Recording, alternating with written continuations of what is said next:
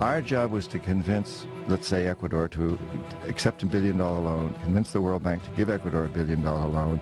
90% of that $1 billion would come back to the United States to pay for Halliburton, Bechtel, these kinds of, or these types of companies, to build the infrastructure, and then, which would only serve the wealthiest people in those countries.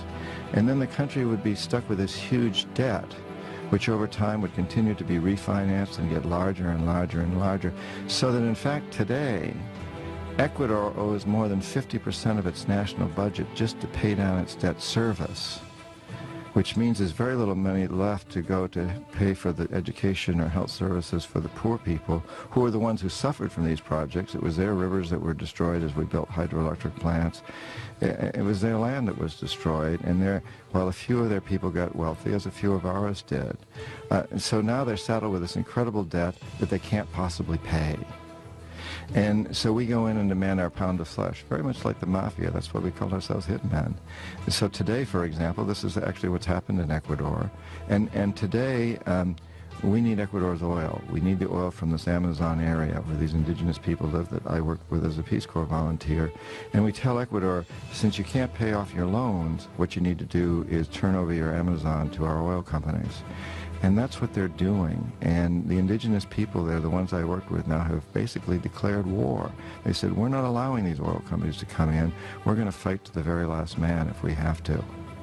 It's a terrible situation, and what it is all about is building empire.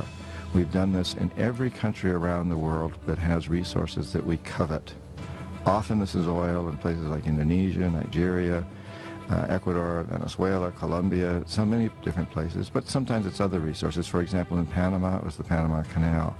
And in this process, we've managed to create the largest empire in the history of the world, and we've done it largely without military might.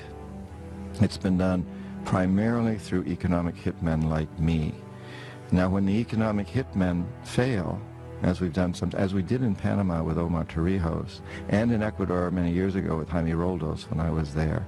When we fail, the jackals are sent in. And these are CIA-sanctioned troublemakers. They will try to foment coups in a country. They'll try to overthrow the president. If they fail, if they're not able to do that, then they'll assassinate him. And Jaime Roldos of Panama, who was not overthrown, so he was assassinated. And Omar Torrijos, Jaime Roldos of Ecuador, Omar Torrijos of Panama, the same thing happened. We economic hitmen failed, the jackals went in and assassinated these presidents. It happened with Allende in Chile, Arbenz in Guatemala, and it's part of what Vietnam was about. And when the jackals fail, and the economic hitmen both fail, as in Iraq, the final step is for us to send in our young men and women to die and to kill. And that's what we're doing in Iraq today.